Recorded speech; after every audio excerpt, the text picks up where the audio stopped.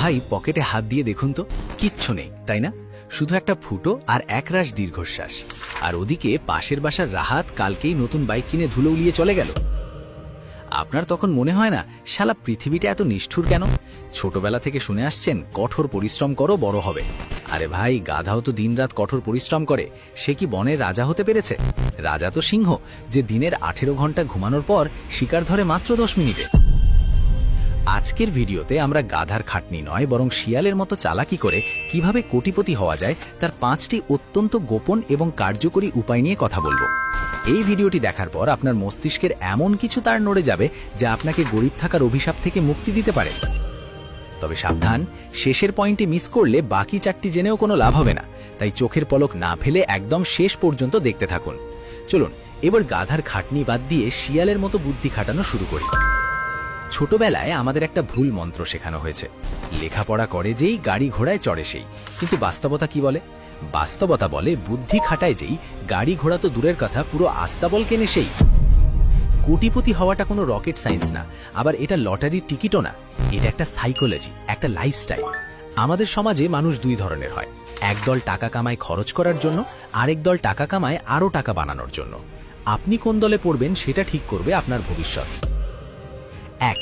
Show off syndrome থেকে মুক্তি। প্রথমেই যে চালাকিটা শিখতে হবে সেটা হলো গরিবের মতো চিন্তা বাদ দেওয়া। আমাদের চারপাশে দেখবেন পিন্টু টাইপের কিছু লোক আছে। পিন্টু ভাইয়ের বেতন হয়তো 30,000 টাকা, কিন্তু বোনাস পেলেই তিনি দৌড় দেন অ্যাপেলের শোরুমে। লেটেস্ট আইফোনটা তার চাই, পকেটে টাকা না থাকলে ইএমআই করে হলেও চাই। কেন জানেন? কারণ বন্ধুদের সামনে ভাব নিতে হবে, ফেসবুকে একটা মিরর সেলফি দিতে হবে। পিন্টু ভাই যেটা কিনলেন সেটাকে বলে লায়াবিলিটি বা দায়। এটা তার পকেট থেকে প্রতি মাসে টাকা বের করে নেয়। ফোনটার দাম কমে, ইন্টারনেটের খরচ বাড়ে। কিন্তু চালাক মানুষরা, ধরুন আমাদের মন্টু মিয়া, সে করে উল্টোটা। মন্টু মিয়া বোনাসের টাকায় আইফোন না কিনে সেই টাকাতে দিয়ে হয়তো একটা সেকেন্ড হ্যান্ড ল্যাপটপ কিনে ফ্রিল্যান্সিং শুরু করে, অথবা ভালো কোনো শেয়ারে ইনভেস্ট করে। চালাকিটা হলো টাকা হাতে এলে সেটা দিয়ে এমন কিছু কিনুন যা আপনার পকেটে আরও টাকা ঢোকাবে, বের করবে না। ওয়ারেন বাফেট থেকে শুরু করে বিল গেটস, তাদের দেখবেন সাধারণ জামা কাপড় পরতে, কারণ তারা জানেন মানুষকে ইমপ্রেস করার জন্য টাকা খরচ করলে আপনি সারা জীবন ওই পিন্টু ভাইয়ের মতো ইএমআই টানতে টানতেই বুড়ো হয়ে যাবেন। তাই আজ থেকে শপথ নিন, লোকে কি ভাববে এই চিন্তা ডাস্টবিনে ফেলে দিন। নিজেকে প্রশ্ন করুন, আমি যা কিনছি তা কি আমাকে ভবিষ্যতে বড়লোক করবে? যদি উত্তর না হয় তবে পকেটের চেনটা বন্ধ রাখুন। 2. অন্যের চাকা দিয়ে নিজের গাড়ি চালানো। দ্বিতীয় চালাকিটা হলো মৌলিক হওয়ার চেষ্টা না করা। শুনে অবাক হলেন? ভাবছেন চুরি করতে বলছি? না বস, আমি বলছি আইডিয়া কপি পেস্ট করার কথা, তবে স্মার্টলি। পৃথিবীতে এখন সম্পূর্ণ নতুন কোনো আইডিয়া নেই। ফেসবুকের আগে মাইস্পেস ছিল, গুগলের আগে ইয়াহু ছিল। মার্ক জাকারবার্গ বা ল্যারি পেজ কিন্তু চাকা আবিষ্কার করেননি, তারা অন্যের আইডিয়াকে ঘষা মাজা করে আরও ভালো ভার্সন বের করেছেন। আমাদের দেশে পাঠাও বা ফুড পান্ডার দিকে তাকান, এগুলো কি তাদের নিজস্ব আবিষ্কার? একদম না।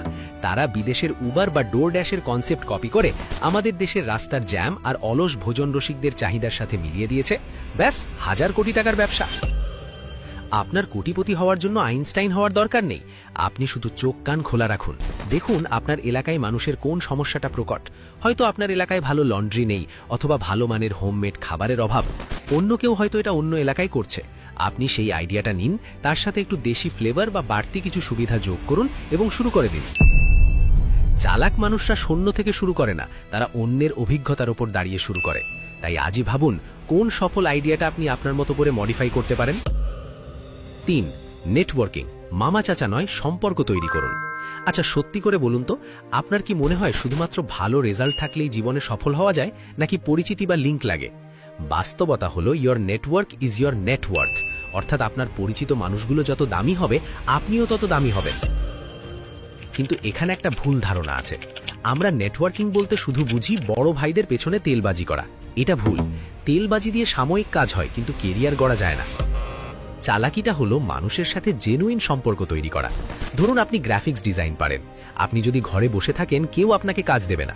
কিন্তু আপনি যদি লিঙ্কডইন, ফেসবুক গ্রুপ বা বিভিন্ন সেমিনারে গিয়ে মানুষের সাথে মেশেন, তাদের সমস্যার সমাধান করে দেন, তবে তারাই আপনাকে কাজ দেবে। একটা উদাহরণ দিই, 2 বন্ধু সাজু আর রাজু। সাজু খুব ভালো কাজ জানে কিন্তু কারো সাথে মেশে না, আর রাজু কাজ মোটামুটি জানে কিন্তু সবার সাথে তার ভালো খাতির। দিন শেষে দেখবেন রাজু বড় বড় প্রজেক্ট বাগিয়ে নিচ্ছে, কারণ ক্লায়েন্টরা পরিচিত মুখ খোঁজে, বিশ্বস্ত লোক খোঁজে। তাই আজ থেকেই অন্তর্মুখী স্বভাব বা ইন্ট্রোভার্ট হবার অজুহাত বাদ দিন। মানুষের সাথে কথা বলুন, দরকার হলে প্রথমে কাউকে বিনামূল্যে সাহায্য করুন। মনে রাখবেন, একা একা কেউ কোটিপতি হতে পারে না, মানুষকে সিঁড়ি হিসেবে ব্যবহার করতে জানতে হয়, তবে ল্যাং মেরে নয়, হাত ধরে। 4. প্যাসিভ ইনকাম, ঘুমের মধ্যেও টাকা কামানো। এই পয়েন্টটা সব থেকে গুরুত্বপূর্ণ। গরিব মানুষ আর ধনী মানুষের মূল পার্থক্য এখানেই। গরিব মানুষ টাকার জন্য নিজের সময় বিক্রি করে, অর্থাৎ যতক্ষণ ডিউটি ততক্ষণ টাকা, চাকরি গেলে টাকা বন্ধ, অসুস্থ হলে টাকা বন্ধ। একে বলে অ্যাক্টিভ ইনকাম। এভাবে আপনি জীবনেও কোটিপতি হতে পারবেন না, বড়জোর খেয়ে পড়ে বাঁচতে পারবেন। চালাক মানুষরা এমন একটা সিস্টেম তৈরি করে যা তারা ঘুমিয়ে খাটলেও টাকা জেনারেট করে। একে বলে প্যাসিভ ইনকাম। যেমন ধরুন, আপনি অনেক কষ্ট করে একটা বই লিখলেন বা একটা অনলাইন কোর্স বানালেন। কষ্ট একবারই হলো, কিন্তু আগামী 5-10 বছর ধরে মানুষ সেটা কিনবে আর আপনার অ্যাকাউন্টে টাকা ঢুকতে থাকবে। আপনি তখন কক্সবাজারে বসে ডাব খান আর নাকে তেল দিয়ে ঘুমান, টাকা আসা বন্ধ হবে না। অথবা ধরুন ইউটিউব ভিডিও। আমি এই ভিডিওটা একবার বানিয়েছি, কিন্তু এটা থেকে ইনকাম বহুদিন ধরে আসবে। আপনি রিয়েল এস্টেট, ডিভিডেন্ড স্টক বা অ্যাফিলিয়েট মার্কেটিংয়ের মাধ্যমে প্যাসিভ ইনকাম জেনারেট করতে পারেন। নিজেকে একটা প্রশ্ন করুন, আমি যদি আগামীকাল থেকে কাজ করা বন্ধ করে দিই, তবে কি আমার পকেটে টাকা আসা চালু থাকবে? যদি উত্তর না হয়, তবে বস আপনি রিস্কে আছেন। আজই এমন কিছু শুরু করুন যাতে আপনার শারীরিক উপস্থিতি ছাড়াই টাকা আসে। 5. কম্পাউন্ড ইন্টারেস্টের জাদু। আইনস্টাইন বলেছিলেন, কম্পাউন্ড ইন্টারেস্ট হলো পৃথিবীর অষ্টম আশ্চর্য, কিন্তু আমরা বাঙালিরা এটা বুঝতেই চাই না। আমরা চাই আজ টাকা লাগাবো, কাল ডবল হবে। এই লোভে পড়েই আমরা বিভিন্ন হাই হাই কোম্পানি বা MLM এর ফাঁদে পা দিই এবং যা ছিল তাও হারাই। আসল চালাকি হলো ধৈর্য। ধরুন, আপনি প্রতিদিন মাত্র 100 টাকা করে বাঁচালেন, মাসে 3000 টাকা।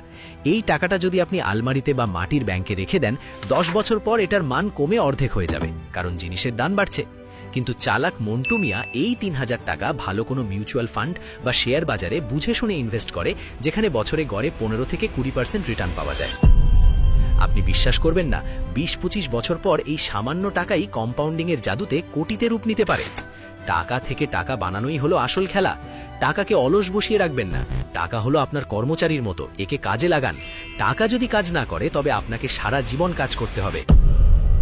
রিস্ক নিতে শিখুন, তবে সেটা জুয়ারির মতো অন্ধ রিস্ক নয়, বরং ইনভেস্টরের মতো ক্যালকুলেটেড রিস্ক। তো বন্ধুরা, সারমর্ম কি দাঁড়ালো? 1. লোকে দেখানোর জন্য খরচ করবেন না, সম্পদ গড়ুন। 2. নতুন চাকা আবিষ্কার না করে সফল আইডিয়া কাজে লাগান। 3. ঘরের কোণে বসে না থেকে নেটওয়ার্ক বাড়ান। 4. এমন সোর্স তৈরি করুন যাতে ঘুমের মধ্যেও ইনকাম হয়। 5. টাকাকে আলমারিতে পচাবেন না, সঠিক জায়গায় ইনভেস্ট করুন। জীবনটা একটা দাবা খেলা, এখানে শুধু সৈন্যের মতো সোজা চললে হবে না, মাঝে মধ্যে ঘোড়ার মতো আড়াই চাল দিতে জানতে হয়। আপনি যদি ভাবেন আমার তো বাপের টাকা নেই, আমি পারবো না, তবে আপনি নিজের পায়ে নিজেই কুড়াল মারছেন। যাদের আজ কোটিপতি দেখছেন, তাদের অনেকেরই শুরুটা ছিল শূন্য থেকে। তারা শুধু এই চালাকিগুলো জানতো এবং বাস্তবে প্রয়োগ করেছিল। এখন সিদ্ধান্ত আপনার। আপনি কি সারা জীবন ওই রাহাতকে দেখে হিংসে করবেন, নাকি আজ থেকে নিজের গেম প্ল্যান চেঞ্জ করবেন? যাওয়ার আগে একটা গোপন কথা বলি, ধনীরা কিন্তু চায় না আপনি তাদের সব সিক্রেট জেনে যান। তাদের মনের ভেতর আসলে কি চলে, তারা কিভাবে সাধারণ মানুষকে ম্যানিপুলেট করে। এই বিষয়ে আমাদের একটা দুর্দান্ত ভিডিও আছে, ধনীদের ডার্ক সাইকোলজি। ওপরের আই বাটনে ভিডিওটা দেওয়া আছে। এই ভিডিওটা শেষ করেই ওটা দেখে আসুন, আপনার চোখ কপালে উঠে যাবে। আর শুনুন, আমি বলবো না যে সাবস্ক্রাইব করুন, এটা আপনার একান্ত ব্যক্তিগত স্বাধীনতা। দেখা হচ্ছে পরের ভিডিওতে। ততক্ষণ পর্যন্ত পকেট ভারী হোক আর মাথা ঠান্ডা থাকুক। আল্লাহ হাফেজ।